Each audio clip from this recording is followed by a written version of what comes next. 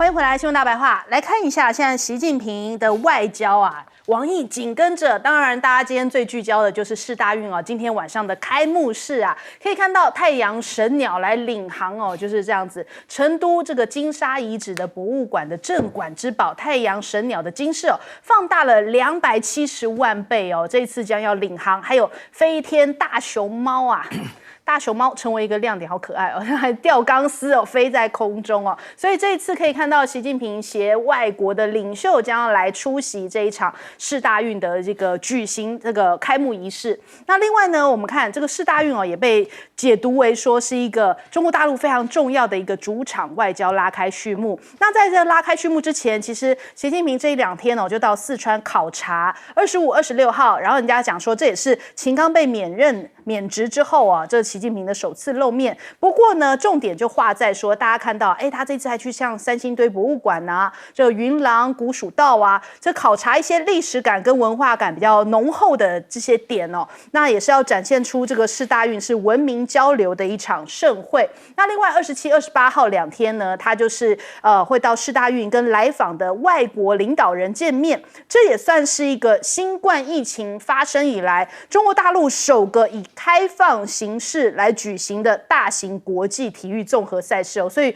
对于大陆来说的话，这一次的这个主场外交，体育主场外交是格外的重要。那我们也看这2天，其实印尼的总统佐科威就是因为要来参加这个世大运嘛，他也先跟习近平见面了。那他们讲说，这个2国是同路人、好伙伴哦。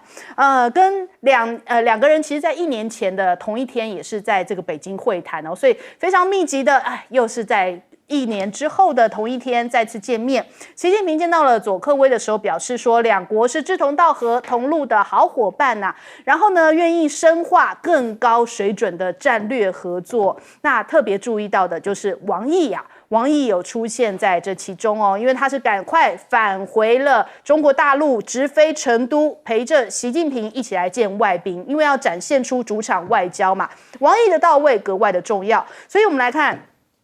王毅结束这个土耳其的访问，他就直飞到了成都哦，也是他国内的首个公开行程，就是跟习近平一起来见佐科威，来表示也是有点好像跟全世界来展现出来，我们的外交还是稳稳的照着习近平的外交步调在走哦。那中国大陆的这个官网上面的部长6个单位哦，现在目前仍然是这个讯息更新当中哦，但是刚刚这个亮哥帮我们补充说，这个外交部的外长致辞啊，刚刚更新了。对，刚刚就是在我们这个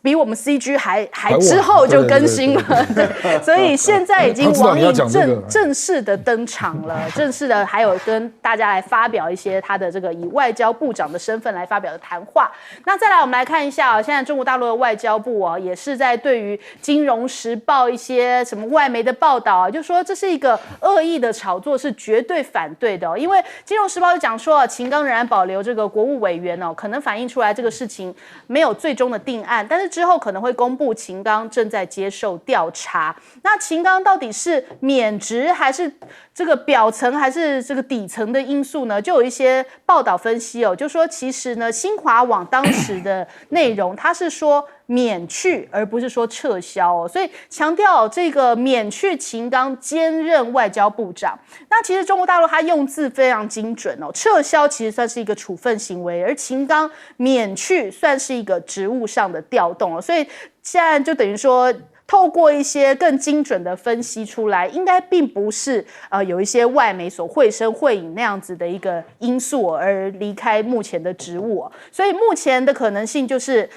可能这个就是一个王毅暂代，但是因为北戴河的会议8月多就要召开来，所以到时候一定会有这个人事安排做出一个最后的一个决定。那美国感觉现在很着急要赶快见缝插针现在他们又在报道一个消息说中国大陆的火箭军是不是遭到整肃啦？这个副司令死亡多日，怎么才发讣文他们讲说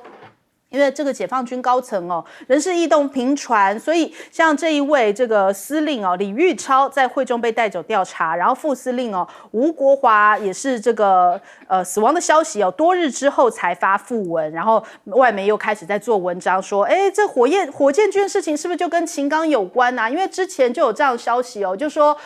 外媒也是海外报道讲说秦刚涉及火箭军相关的案件说他在驻美大使期间没有能够阻止火箭军司令的儿子泄密，但是目前还没有相关的证据。其实中国大陆的官方也没有证实这项消息可是如果说中国大陆的这个外长更换，那美国的看法，你看美国智库讲说中美的关系改善的空间仍然有限，的确是如此啊。因为王毅可能比起秦刚来说的话，这个态度上面更加的这个坚决或刚硬更没有转圜的空间了。那王毅现在身兼三职类似这样的一个人事安排，其实并没有先例，所以外媒都认为应该对于中方的一些外交的方式并不会出现重大的转变。那美国当然现在要赶快拉紧其他的盟友，比方说像是意大利的这个总理梅洛尼现在首次访问美国，那大家都在讨论一带一路到底意大利要不要退出所以美国又开始在警告啦，白宫就说跟中国达成这个协议很危险那所以又开始在释放一个中国威胁论，甚至今天我们还看到有美国的智库皮尤研究中心有讲说，他们对于24国大规模的民调，说有超过66%的人负面看待中国大陆那他们想说，甚至还有一些这个调查是说，针对习近平的这个喜好，他们说有3%是不喜欢的。可是其实它里面的问题点蛮多的他就是讲说比方都是美国的盟友，可能比重上比较高，是对于中国大陆是有负面观感的。可是还是有很多其他是中国大陆的盟友、发展中国家，他们问的比例是比较少的。所以这样子的一个调查，真的是合乎真的全球的看法吗？现在本来就是多极国家，可是这样的一个调查，恐怕公正性还有待评估。我们来问一下两个。不然，你那24个国家，我们举例了，就包括澳大利亚嘛。那澳大利亚当然民众对中国大陆是负面看法，可是你不觉得艾班尼斯正在跟中国好吗？对不对？那澳大利亚的共产团体也在拜访中国所以这个看你要用什么角度看嘛。如果对政治、对军事，那当然是负面的嘛。对。那经济呢？你还在抢着要跟人家做生意的，对不对？那比如说法国，我相信法国民众对中国大陆的军事、政治大概也负面居多啦。那马克龙人家又觉得他现在跟中国正在好嘞，就有些经济合作在推啊。那未来这个南太平洋搞不好那个Caledonia 这他搞不好还让中国的船可以停泊嘞。所以我觉得这种对一般民众的调查意义不大。对啊，重点是他的政策啦因为我们看整个西方 Anglo-Saxon 里面也有那个纽西兰就是跟中国就是相当不错嘛，对不对？美国现在劝纽西兰来参加 AUKUS， 纽西兰就是不太愿意那也有像澳大利亚这一种的，前一个总理关系非常坏，那现在在修补中，所以我觉得每一个国家情况都不太一样所以不要用民众的观感来看事情因为你如果这样，你会很误导。比如说马英九任内，你认为台湾民众对中国大陆的观感有非常好吗？你如果问政治，我看也不一定是正面的，对不对？所以我觉得恐怕不能这样看那我觉得去炒作秦刚真的意义不大啦因为比如说王毅一上任，那个布林肯就表示欢迎，因为布林肯跟王毅很熟这个坦白讲，你要去扯说谁是战狼谁不是，这个真的意义不大啦。我觉得中国大陆到目前为止比较明显的战狼只有一个啦，就是赵立坚那个是非常明显的战狼那或者那个法国大使卢沙野那个就是战狼。我觉得其他人都没有那么明显其他就是配合国家政策的需要嘛，就该讲什么话就讲什么话那所以我并不认为，我觉得这个都是欧美的媒体大概上面交办说这个问题还可以再写啦，所以只好再东扯西扯再来补文章嘛。有收视率。我们台湾的媒体也是一样就是因为这个大家想听嘛，对不对那这个当然你也看出那个西方媒体，尤其是美国啦，美国的话语权真的比较强嘛。你去想一想啊，如果中国的话语权很强，我也可以去炒作雪曼啊。雪曼为什么下台？华自强为什么下台？是不是拜登的鹰派都下台？我可以给你炒作个1个月，如果我话语权够强，那市场里面有这个能力嘛，所以你必须佩服美国人的媒体话语权真的是很强嘛，就是这样。好，来问一下谢老师。对，像这个其实中国大陆现在外交，你可以看出来它的重点抓得蛮清楚的。现在东协来讲，东协龙头之国就是印尼，所以这一次的这个，我觉得成都的4大运啊，它是有层次的，它这个邀请的外宾啊，它都有重点的。那我觉得这一次这个佐科威就是这次成都4大运外宾里面的焦点，那他就是把它提升到一个高度，那也让佐科威感觉到他受到中国大陆很高的重视啊。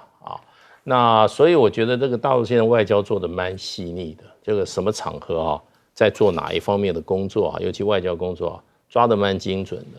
因为东协跟中国大陆关系现在已经感觉是牢不可分了，尤其这个 RCEP 这个这个通过生效以后啊，事实上已经变成一个世界上现在最大的一个自由贸易区，那会继续的深化。而东协这些国家事实上差异性很大。那在东协整个10国里面最有影响力就是印尼。那中国大陆最近几年跟印尼的关系，事实上你可以看出来啊，有非常实质的进步。那你比如说光雅万铁路啊，这一条铁路事实上对印尼来讲，就可能它在这个近代化进程里面很重要的一个标志性的建设。那而且它是建设在印尼最重要的2个城市之间。那我想对印尼的社会的这个冲击啊是非常非常大的，那带来的效益啊，而且大家都看得到。那另外一方面就是说，东协里面现在还有一些比较，比如说这个菲律宾，比如说越南，还是外部势力啊，尤其是美国啊，极力在争取的。那这些部分要稳住整个东协的一致的这个立场化，我想中国大陆现在把很多力道是放在这个印尼上面，而确实啊。你可以看得出来，除了外交的作为以外，还有很多这种"一带一路"带去的实质效益，还有双方这些经贸实力的加强啊，都是非常非常显著的。所以我觉得这一次就可以看出来，中国大陆在外交上的主动积极啊。那今年是中国大陆看起来就下半年的话，中国大陆有几个大活动连续要来，接着还有一个"一带一路"，对"一带一路"的峰会啊。那么现在很多国家也正在这个纷纷的响应当中啊，所以我觉得中国大陆整个来讲的话，你要看秦刚的状况，可以说是一个突发的状况。那么他们基本上还是要像这个王毅这样的一个老手才能稳住阵脚，才能把很多事情怎么讲来分治踏来的重大外交事件来一个一个处理的很这个完善，很到位。很达成目标。好，赖老师。印尼的总统大选正在进行中，佐科威已经是第2任了，所以不能够再选了。那他的继任者现在正在艰难的在竞选。美国拉拢另外2位候选人到美国去访问，然后唯独佐科威的继任者没有。那所以我们就可以看到，美国已经表态了，也就是说，因为佐科威的这个政党上任以后，那么很明显的大幅度的改善跟中国的关系。本来美国要挑拨中国大陆跟印尼之间有关于这个领土的一个争议，那这个部分里面美国没有成功，所以中国大陆跟印尼的关系越来越好，而印尼的地缘战略的位置太重要了。印尼这个国家几亿人口，它又是最大的穆斯林的国家之一，而中国有效的把中东地区的穆斯林调和起来，这是第一个。第二个呢，中国大陆现在正在协助巴勒斯坦的跟以色列之间的关系，所以我觉得在这样的一个对同样是穆斯林来说的话，以佐科威所领导的印尼的穆斯林社会对于中国大陆的关系的好感度一直在上升。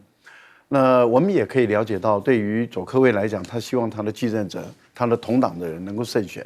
所以这次他到北京访问的时候，新的首都这个协定已经签了。新的首都，也就是说，印尼他已经确认雅加达他要在新建太难了，哦，所以他目前来讲要迁都，那迁都的地点也选好了，而且整个规划也都建立起来。他希望中国大陆的大量的协作，而我们都知道，你要建立一个新的首都，那是需要很多年的工程。那这代表什么？中国大陆跟印尼的关系会越来越紧密，不管哪一届的政府。但是如果是现任的政府的继承者能够赢得了这个大选，那对于未来的中印的关系走得会更远。你可以看到中国大陆的在东盟的国家里面，主场外交中选定了，那就是印尼。因为他目前来讲，印尼也很有企图心，想成为东盟的领导人。因为缅甸以目前来讲，陷于政变之后的被孤立，所以在整个东盟中的2大国，一个就印尼，一个就缅甸。那缅甸现在被孤立了，所以印尼是最大的、最有影响力的国家，而且是这一次的东盟的轮值国的主席，所以他可以引导东盟的一个走向。所以我们看到，中国大陆透过这个运动会办的主场的外交那个格鲁吉亚，也就是在俄罗斯的南部也邀请过去。我觉得现在的欧美的媒体面对一个难题，就是他们之前对于秦刚问题的炒作太过了，那现在这个脸拉不下来，所以一定要想方设法牵强附会，想办法造谣也要造到底。所以我们常说谎话不能说，说了一遍以后要圆谎，就不断的圆下去，越圆就越难看。欧美的媒体就把自己玩坏了，玩死了，越来越难看啊。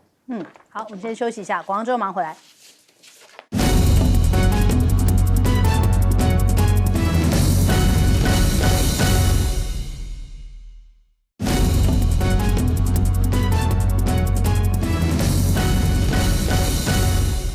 好，布林肯张开双手说 ，AUKUS 敞开大门欢迎纽西兰。然后美国递了这样的橄榄枝，可是纽西兰好怕怕哦。那布林肯的讲法是说，现在提出纽西兰和其他国家来加入澳英美3方安全伙伴会议，也就是这个 AUKUS 的防务协议的可能性啊。所以他们说，适当的时机你们可以参与进来。那纽西兰怎么回答呢？我们看到纽西兰的外交部长马胡塔他讲说，不准备妥协哦。那也就或者是改变我们的无核立场，看起来好像这个兴趣不太高哦。法新社的解读，他说，纽西兰对于加入 AUKUS 一直保持谨慎，希望避免激怒中国大陆。那这个纽西兰对于纽西兰来说，中国大陆是一个最大的贸易伙伴啊，这样加入其实没什么好处啊。那大陆的外交部提到了，强烈反对这个 AUKUS 啊，并称为这个协议会破坏这个地区的稳定哦，所以这个 AUKUS 看起来没有办法 AUKUS 加1了，或者是像日本一直讲说，我们也想加入啊，想要变成 JOKUS 啊，就要 J 放在前面哦，所以看起来现在目前要增加扩员没那么容易。那另外看看这个美国要积极拉拢南太，可是马克宏也插手了，因为这个布林肯现在出访南太平洋，他就不断在讲说中国大陆会掠夺，有这样子掠夺性的这种经济行为啊，那甚至连这个 Austin 啊都去到了南太平洋，去到巴纽，然后说呢，要允许美国来开设灾害管理的基地哦。在8月份的时候，一艘美国的海岸防卫队的这个海防艇将要派驻到巴纽。那可是呢，我们看马克宏同样也是在这个南太平洋的岛国，他说你们这个新帝国主义恐怕会残害主权。他是7月27号的时候访问这一个瓦努阿图然后他讲到的是说，谴责印太地区的新帝国主义，也承诺说法国将要加强在这个地区的存在，捍卫较小国家的主权，感觉上面好像在跟美国唱反调哦。那为什么会这样子呢？我们来看看，其实过去就是因为这个 AUKUS 好像也没有把法国列在其中，而且呢，本来澳洲要跟法国买的订单也是被美国给拦糊嘛，所以他现在当然逮到机会能够使绊子，当然不会让美国好受哦。那另外我们看一下，美国是不是要拉拢这个太平洋岛国，加强这个军防？可是刚刚讲到了这个巴纽这边奥斯汀讲说要设基地嘛，巴纽讲说，不好意思抗中轮不到我们美国你在这个菲律宾、南韩这边比较靠近中国大陆的地方，你们都设了基地了，那就好了，那也轮不到我们巴纽作为抗中的第一线，很不想要搅和进去不想要淌这一个美国抗中的浑水那我们另外看美国的学者提到，他说美国才是给予世界制造风险最大的一个货源哦，房间里的大象，美国输送给世界的风险其实比起中国大的很多，这个好像是美国的学者的一个良心话。那另外，现在这个美国因为两党不断的为着这个接下来的总统大选哦吵得不可开交，可是他们现在终于有共识了，对于这个外星人哦，竟然有共识哦。美国众议院开了这样子优福的听证会哦，外星人的话题竟然让两党都团结了。BBC 指出哦，很罕见，没有人离题哦。那这个不明飞行物的这个调查已经变成了美国两党之间罕见的共同话题，甚至两党都呼吁要深入调查。白宫甚至讲说啊，这个拜登非常认真的对待这个不明飞行物，努力在收集数据，并且要进行相关的研究。那看到了这个前情报官员，这是美国的前情报官员就说，在2004年执行任务的时候啊，还亲眼目睹天上有奇怪的飞行物啊。另外还警告说，我们面对的这个技术哦，远优于我们现有的任何科技。也就是说，他好像曾经目睹到这样的外星人出现哦，所以大家都对于这样子未知的事情很感兴趣，然后也这个有非常大的共识，要继续深入的调查。那发现这样的外星技术，其实美国的前情报官员在今年6月份的报道讲说，他们其实有从这样的 UFO 坠毁的这个 UFO 里面找到一些逆向工程，就是说在上面发现到一些新的这种科技技术哦，来做新的武器的一个概念。那美国跟其他国家正在从事这样的一个绝密行动，试图从不明的飞行物的碎片来进行逆向工程，从而制造新的武器哦。那但是呢，他们也很担心，这样的一个来自外星的技术会不会跟中国大陆或者是俄罗斯有关呢？因为他们曾经也在讲说，这个650起的 UFO 事件哦，搞不好会是中俄的这个新的技术哦，所以最后这样子牵扯，又变成一个抗中的新话题了嘛？真的要佩服这个美国这个不断的发想跟延伸的能力哦。那我们来问一下亮哥。这应该问拜登啊，拜登常跟空气握手啊，搞不好其实不是空气啊。其实美国电影都演这个外星人侵略地球的时候，所有国家就捐弃成见，团结对外啊。那谁领导啊？所以不只是两党，不止美国电影当然是美国领导。但是为什么要让美国人领导？他那个流浪地球就是中国领导。对啊，不是他们智商不高，怎么可能由智商不高的人来领导呢？这个马克龙讲这话啊，这个新帝国主义，当然台湾的自由时报就解读为他是在讲中国了。可是他没有指明啊。我认为他就是看到南太平洋。中国跟美国现在在这个都在扩张地盘嘛，那我觉得法国首先是对美国抱怨嘛，就说我在这里有很多属地耶，这个 New Caledonia 跟那个你这个法拉图啊，都是法国属地啊，那你那个形成 AUKUS 怎么没找我啊，对不对？对不对？英国在这里又没有属地，你找他来干嘛？他是海外省，我知道啊，所以那个已经是级别很高了。而且我去查了一下，那个 New Caledonia 的面积是1.8万平方公里，是台湾的一半呢。那人口有28万啊，你不要觉得这个数字很小啊，南太平洋28万很大那很多国家只有2万人啊，那个所罗门世上人口都不多。28万的人口，所以法国在这里未来一定会有军事基地的啦。而且你记不记得那个中法联合声明，特别讲到南太平洋要跟中国做军事合作，他就直接点名了。所以我认为法国这次是特别来的啦。他就是觉得说，南太平洋应该是我应该跟美国、中国这是一个三角关系啊。所以我觉得这个值得重视啦，就是说，而且它的位置啊，那个法国属地那个位置就刚好在所罗门跟斐济周边，坦白讲是比较重要的地方啊。你如果说基里巴斯那就太远了，对啊，所以这里算是比较重要的地方啊。那事实上你也可以看到那个巴布亚新几内亚，他也说不要让美国设立永久的军事基地了，那只是偶尔让他来一来停泊。后勤补给之类的啊，我觉得这里的国家，坦白讲，这个叫做，你如果讲难听，叫世界的边陲啦啊。讲好听叫世外桃源这样了啊。那可是大部分都很穷嘛。那我觉得美国过去有一些使馆设了又走掉了，你就是看不出这里有什么军事价值。那直到中国大陆因为第一岛链、第二岛链、第三岛链这样慢慢出来，你现在才开始紧张嘛，因为中国的力量到了嘛啊。那可是你要去想一想啊，为什么南太平洋的国家除了斐济之外，跟中国都是第一大贸易伙伴呢？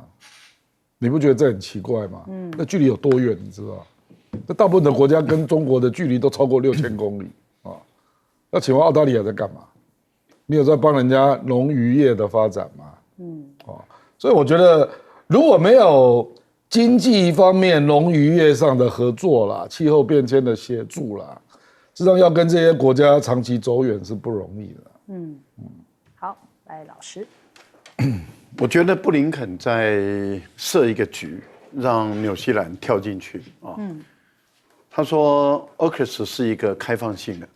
但是只有安格鲁萨克逊族可以参加，因为目前只有安格鲁萨克逊族可以参加，而且呢是采用核武的啊，核武俱乐部，新的安格鲁萨克逊族的核武俱乐部，目的是对抗中国大陆。那由于纽西兰的立场跟态度很明白，南太平洋地区是无核化的地区，所以他强烈的反对，那因此他也就不会加入了。现在布林肯怎么设局呢？他把这AUKUS说我们可以拆2半，一部分是有核武的，一部分是没有核武的。因此呢，你纽西兰可以参加没有核武的啊。那请问一下，AUKUS设计的目的就是为了对抗中国，用核武来对抗中国。那中国当然也一定是还以核武的颜色嘛，这是一个必然的道理。AUKUS 哪一部分没有核武？啊，他说英国也有核武没有，他说科技啦，监听啦，还有水面雷达啦，这些东西是没有核武的。那你可以参加这个情报啦、水面侦察啦、通讯啦这个部分里面。好，那我说他把纽西兰认为，虽然你我都是殖民地，但是呢，你是更智商低的殖民地，我只是次智商的殖民地啊。因为我比不上我那个阴险的老大哥安格鲁萨克逊族的龙头英格兰那我是次英格兰人，那你是次英格兰人，所以你应该比我笨，所以我把AUKUS拆2半，那你加入没有核武那一半，那就应该可以加入了吧？那各位，他太低估了纽西兰的智商，纽西兰的这位外交部部长马上就说：“对不起哈，我们没有要同意哈。”我们没有那么笨，我们不会跳进去这个陷阱里面，然后去参加核武俱乐部。那你说没有核武的，可是这个组织就是核武俱乐部啊。那这样的话，我跟中国大陆对抗，那中国大陆当然用核武来还我颜色嘛。因为中国大陆的核武的原则就是不对没有核武的国家使用核武。那但是你有核武的国家，我就会使用核武。所以这个道理就很明白，所以对纽西兰来讲，他没有那么笨，被美国人设计。不过我觉得《自由时报》我是劝他了劝他查一下，如果我的记忆没错的话，法国人正式的把新帝国主义提出来，而且是在他们的最重要的报纸之一《Le Monde》以标题提出来的时候，而且他们官方曾经指涉的新帝国主义指的是小布希时代的入侵阿富汗。我觉得查一下，所以这是新帝国主义是美国的专有名词，美国的代名词，它不是指涉其他的国家，所以我觉得《自由时报》可能再查一下啊，这点真的是有必要。最后一个，我诚恳的希望外星人没有发现我们地球，如果外星人有发现我们的地球，那他要用多快的速度飞到我们地球来？他的生理需要怎么解决？那我们人类的物理学要整个丢到垃圾桶，因为那个是非物理学了。好，纽西兰就要来问一下大使。其实那个美国在南太活动过去比现在积极多了2次大战之前，美国就在经营南太，把很多南太的地方都变成就是说托管地啊。从这个第1次大战结束就弄了很多托管地。那2次大战结束以后，基本上很多都他直接统治了。美国还有属地啊，美属萨摩亚啊，还有这些 Marshall Island 啊、帛琉啊，基本上它的外交跟国防都是让美国在主理的啊。所以美国在这个地方是有极大影响力。不过就问一个问题，就是说美国在这个地方极大影响力，留给这个地方什么东西？留给最多的是什么？在这个地区的这个所罗门群岛，上次美国回去的时候，所罗门就说：“哦，你们终于回来了，你们留在这边的一些遗产还没处理，请处理一下好不好？”就是2次大战的时候，他们在这边跟着日本军打的那个瓜达康纳尔海战，未爆弹非常的多，对，到现在岛民还受害。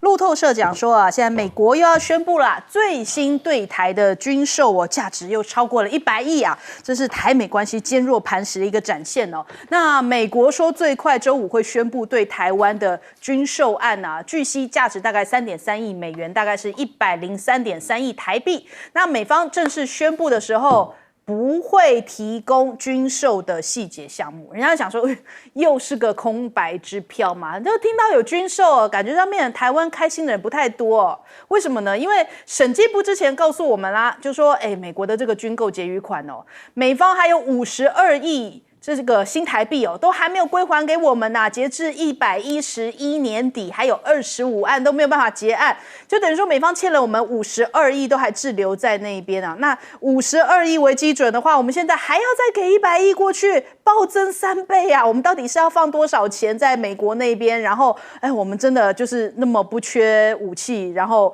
钱乱花也没有关系嘛？就是人家觉得，到底是怎样啊？所以网友就讲说，蚕食鲸吞台湾，然后最后才吐一点渣，是在讲什么？国防部讲说，美方答应要退还大概2.2亿余元。我还看到另外的报道是讲说，大概700多万哦，就是到底是怎么样？反正总之是不会跟我们这个52亿可以相提并论的一个数字，给你一点渣渣而已啦。那美国的国防授权法案说要加快对台的军购，那大陆的国防部就批评说，你是要把台湾变成了地雷岛吗？其实很多台湾的民众也同样这种感觉我们买那么多武器，然后把自己变成一个刺猬，然后到处埋地雷、布雷，这真的是我们想要的台湾吗？那大陆的国防部讲说，民进党以美谋独，勾连外部势力，把台湾变成一个地雷岛跟弹药库了。那台湾有事到底谁会来挺？吴钊燮上个月告诉我们这个应该要展开这个安全合作，说跟菲律宾的关系啊，结果菲律宾的防长马上就讲说，这个菲台考虑安全合作的提议直言双方可能性为0，直接是打脸了吴钊燮，所以吴钊燮可能要冒3条线流冷汗那马上就被踢馆了。那另外呢，2+2的会谈现在也首度在东京举行郭国文立刻说，这个台日关系坦率而且直接的交流还甚至还譬喻说，中国大陆就像胖虎一样要欺负台湾，所以很需要一个哆啦 A 梦来帮助希望台日未来能够成为彼此的哆啦 A 梦。但是台湾有事搞不好真的日本会有事什么样的事情？日本的媒体他们自己报道。读卖新闻说如果台海出现战事，可能会让供应链受阻，所以日本可能会遇到更严重的粮食危机超过过半的人口饿死所以他们的事情可能是来自于他们自己本身有事并不代表说他要来协防你或者是说他要来一起跟台湾作战，并不是这个样子来看那中国大陆如果攻台的话，是不是美国就是变成一个掐住台湾脖子的一个武器看到伯恩斯的专文，他说习近平对于攻台的胜算抱持怀疑。他说7月20号的时候他这么讲，他说不意味冲突迫在眉睫或是无可避免。他说习近平跟解放军的领导阶层对于全面入侵台湾能否在可接受的范围是抱持怀疑的态度的。那今年2月呢，他说习近平已经指示军方在2027年以前要为这个入侵台湾做好准备，这是伯恩斯这样子对外爆料。那美国的防长说，中国大陆这个解放军如果武力犯台的话，将要派出美国4艘航母，然后来这个发兵助国军哦。中国大陆的媒体是这样说，叫你来了就回不去哦。我们也看看过去哦，一些比方像是这个伊拉克战争的时候，美国派了几艘航母呢？1991年哦，大概有8艘航母，其中最多大概是6艘航母投入战斗哦。2003年的时候大概是6艘左右，所以如果真的是派4艘的话，这个数字是很接近，但真有可能吗？这还不一定哦。那另外我们来看一下应对太平洋的新局势哦。美国的空军近期在阿拉斯加的东南部的联合基地成立了一个新单位，叫做第55作战群的第1支队。那这个新的支队会成为 RC-135V。W 的这种侦察机在这个地区联合作战，或是演习出发地，或是回收地啊，所以他们现在说这个侦察机的需求大增哦，所以我们看到这个大陆的媒体观察者网也表示他说美军在太平洋地区对于 RC-135V 或 W 这个铆钉联合侦察机的需求增加，那他们在阿拉斯加建立了这样的一个新的特种侦察部队，来加强这个方向的侦察力量。所以看起来美方的军事动作频频可是这代表说台湾有事，美国一定会挺我们吗？那我们来问一下亮哥，这个吴钊燮这个判断错误到这个程度，你就知道我们的国安出了什么问题了。菲律宾上次就已经对美国表示，美国那个4个基地，它不准用来介入台海战争的用途这个都是新闻啊，都上新闻。菲律宾的防长也这样讲，小马可斯也这样讲，那只有我们吴钊燮不知道，还跟人家讨论说，我们台菲来安全合作好不好？他就巴不得不要介入台海战争，你还要跟他安全合作，怎么会有这样的外长呢？那郭国文这个委员也是很离谱这个上次日本的防卫省的官员来台湾那跟我们台湾做兵推，那本来大家立的项目大概有40几项，结果只兵推到第26项，防卫官员就回家了，因为第26项就是开战前。他们只跟台湾做开战前的兵推所以最终就是要为了撤侨嘛，然后之前的情报的交换嘛，那开战之后他就回家了，你还在想日本要跟你有哆啦 A 梦，你到底在说什么？我觉得这个就是民进党的问题了，因为美国有一个学者他叫 Rich 他上次写了一篇文章。他做了民调来台湾做民调，结果我发现民进党的选民有73%认为台海发生战争，美国会出兵。那台湾的总平均认为美国会出兵的是35%。你就知道落差有多大所以民进党的选民就是一群，因为同温层效应越来越严重嘛，他就只看民进党提供的讯息，包括绿媒啦。那就造成我们台湾目前这种严重的状态，所以他们是深深相信、坚信美国会出兵，就是相信那他们当然也会相信日本会出兵因为美国就会带日本进来嘛。所以郭国文这样的认知有什么稀奇？像郭国文这种人，就是73%支持民进党的人里面相信的嘛。那他也每天在跟他们鼓吹这个事所以你就知道台湾目前是什么状况嘛。连外交部长都可以离谱到这个程度，要去跟菲律宾说我们来谈安全合作，然后被人家直接打脸说那个几率是0，你就知道他对于整个国际形势的判断离谱到哪里嘛。那你去想嘛，所以赖清德的支持，如果他最后是40%选上那就是这一群对国际形势严重判断失误的选民在支持赖清德嘛，所以他就会相信到时候美国、日本反正会出兵嘛，所以我可以再勇敢一点，就继续叫嚣没有关系，继续搞台独他就认为我是很安全的嘛，因为美国跟日本都会介入嘛，都会出兵嘛，那事实上不是这样嘛，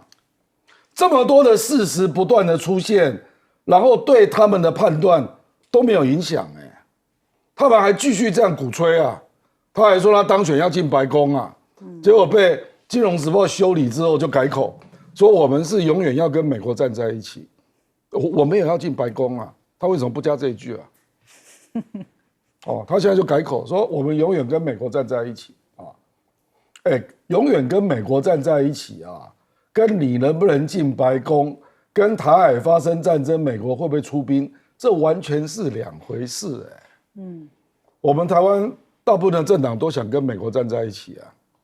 可是并不意味着我们相信美国会出兵啊，对不对？也没有异想天开到说主张我要进白宫啊，所以我说明年的选举啊，选赖清德就是最危险的选项嘛。你从这里你就可以得到理解嘛，因为连吴钊燮、连郭国文都提供完全错误的情报啊，所以你就知道被菲律宾打脸，然后台日的兵推明明就不是这样，他还在那边硬搞啊，说我要哆啦 A 梦，那你请日本的防卫省再派他们来兵推开战后的部署啊。为什么日本防卫省不愿意跟台湾来进行开战后的兵推的互动呢？为什么没有？所以我说啊，不要自欺欺人到这种程度了，不然自己就是最危险的政党啊。不止赖清德危险啊，连民进党的立委来当选都是非常危险的。而且现在艾斯培还叫我们这个兵役也要延长成1年哦，要展现决心。果然，昨天这个蔡英文去到了这个等于视察汉光演习的时候，就特别讲说，我们就是要特别展现，他要抱病出席，他就说我是要展现出来，我们有这个坚持到底的一个决心哦。所以现在美国人叫我们秀决心，我们就真的要秀给美国看，秀给大家看，然后表示说我们很有决心，冲在前面，然后你美国可不可以也跟在后头嘛？我们现在已经要搞到这样的一个局面了嘛？我们来问一下介老师。对，现在其实美国对台湾的整个的军力的建构已经站在主导地位了。不但是军事力量提升，完全由美国在主导。另外一方面就是说，所谓的台岛防卫计划，基本上也是由美国人在拟定。那你想想看，美国这么关心台湾人死活吗？不是。美国现在在控制将来台海发生的战争，是符合美国的国家利益的。不是跟台湾人要死多少人，台湾要花多少钱，基本上没有关系。他们也不 care。他在乎的说这场战争把它挑起来以后打的方向、打的方法、打的强度，基本上要符合美国的利益。所以就是说，这次你看汉光39嘛，对不对？这次演习很多部分在强调什么？强调在国土防御了。国土防御就是准备打什么？打巷战、打城市战、打这种游击战啊。所以现在在往这个方向走。那其实就是说，美国跟台湾军事合作的加强，事实上在川普总统就开始了。我们看那个 Asper 他的那个一触即发，他里面就写得非常清楚，他的那本书写得非常清楚。他里面提到的我觉得最令我觉得不寒而栗的他说他们事实上已经在跟台湾就有关防御能力的部分，在川普时中那么已经拟定了跟台湾有很多合作，而且拟定了很多政策。那么这些政策跟这个蔡英文政府合作之下，已经公开的也很多另外还有一些不公开所以不公开的部分就让我想起来那个 P4 实验室生化武器，对，这可能就是不公开的。另外还有什么不公开的？是不是蔡英文跟这些民进党大官的撤离计划美侨撤离计划，这些可能都是不公开。可见就是说，从川普总统开始就在台湾发生战争美国跟当然都是蔡英文政府都是有密切的这种联系，有些公开，有些都是私底下进行。我现在就很不晓得这些私底下进行的是什么。那就以军售来讲，这一次100亿台币，事实上要跟川普任内一共对台湾进行了将近11次军售，总个军售额180亿美金。那个时候真的是川普的时候，因为他是生意人，真的好不容易抓到一个大头把美国这些过时的武器通通一次往台湾这边送。所以我觉得就是说很多部分。你像这个 Asper 他自己本身是做国防部长的，他就不断的在讲说，台湾美国每一次对台湾卖武器，中国大陆呢都是严重抗议，而且呢，他们中国大陆是怎么讲？他呼吁美军是要做什么样一个行动？要切断所有跟台湾军事方面的联系，而且放话，如果不这么做，他们会采取某些行动。那么最重要一次行动就是当时把中国大陆把这个台海中线收回去，到后来的一系列的这些作为，所以现在台海真的是兵凶战危真的是绝对不是空穴来风的。好，来问赖老师。我觉得美国目前都在评估两岸之间开战的时间点那以伯恩斯，美国的 CIA 的这个局长，目前已经升官了可以内阁了可以参与白宫的会议了，部长级了虽然他的还是局长，但是我相信他的薪水应该加了加了部长级的薪水。那他认为2027年解放军习近平要求要具有这个能力，有能力不见得会做，那没有能力不见得不会做这个就是我们在人类的战争中最常看到的，就是我没有能力，但是我不见得不会做。那我有能力了以后，我不见得会做。我觉得这一点要弄清楚。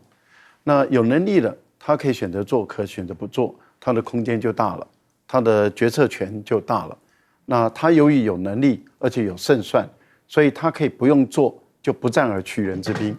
那如果没有能力，他就没有办法不战而屈人之兵。常常悲剧就在这个时候发生。所以当中国大陆如果在2027年已经具备有能力的时候，反而很有可能就不会开战了，